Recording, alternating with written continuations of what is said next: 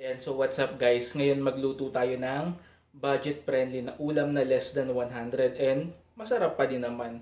So ngayon ay magluluto tayo dito ng yan, upo. So nabili natin to less than 30 pesos lang and lulutuin natin to at pasasarapin. So tara, samahan niyo ako at magluto tayo ng upo. Tara!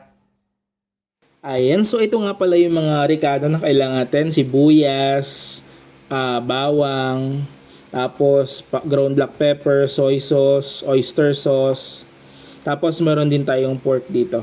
So konti lang to. 1/4. Wala 60 pesos lang to. Tapos meron tayong upo.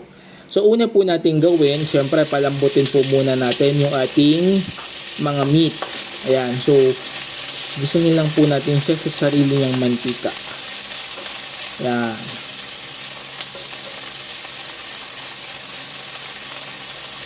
So kung wala ka naman pong meat, pwedeng chicken po. Chicken, tofu, it's up to you po. Kung ano po yung ma-afford mo, yun po yung gamitin.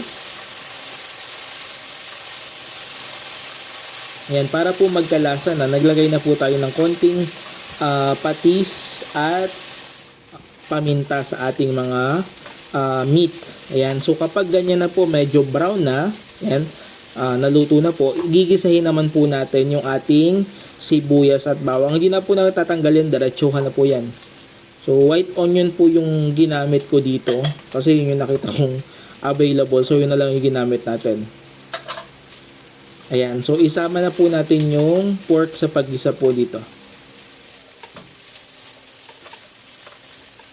Subukan niyo na po ito kasi masasabi ko na mura lang to kumpara dun sa mga ibang ulam, 'di ba? Kasi yung upo mura lang naman siya, bibili mo siya less than 50 or minsan 30 pesos lang or 25 minsan nga bigay lang ng kapitbahay, 'di ba?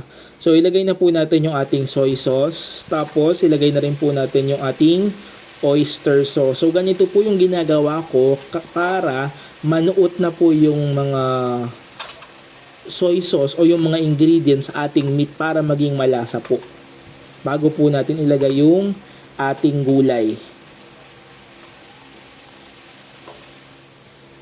Ayan. So kapag ganyan na po, so nanuot na yan. Ang sarap na po niyan. Ilagay na po natin yung mga upo. Ayan. So yung upo natin medyo magulang na. So tinanggal na po natin yung mga gitnang bahagi. So kaya po ganyan po yung pagkakahiwa natin. Ayan, o, diba? Dumikit na sa upo natin yung mga sauce din. Ang sarap na po niyan. So, kung gusto nyo po pala ay masabaw, yung ganito, so pwede nyo pong damihan yung sabaw. Pero, syempre, mag-a-adjust ka po sa lasa. Pero, kung hindi naman, maglagay ka lang po ng konting tubig. Yan, naglagay po ako dito ng 1 cup ng water, tapos more ground black pepper po. Ayan, pagkatapos po ng kumulo na, syempre, haluin lang po natin ito. Yan. So, haluin po natin ng maayos para sa ganon ay balanse po ang pagkakaluto, yung pagpapalambot natin. Hindi yung nasa ibabaw matigas, yung nasa ilalim malambot na, hindi po ganon. Pagkatapos mo, tikman po natin kung okay na po yung lasa para sa ganon ay makapag-adjust po tayo. Kung okay na po, haluin na po, tapos isang kulo pa po, okay na po ito.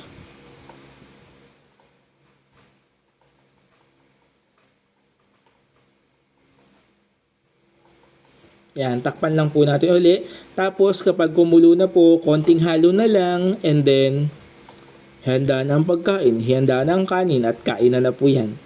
Ayan, so ganyan lang po. Napakadali po nito kaya subukan nyo na.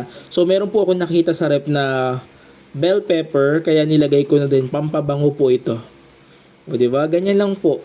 Simple but yummy.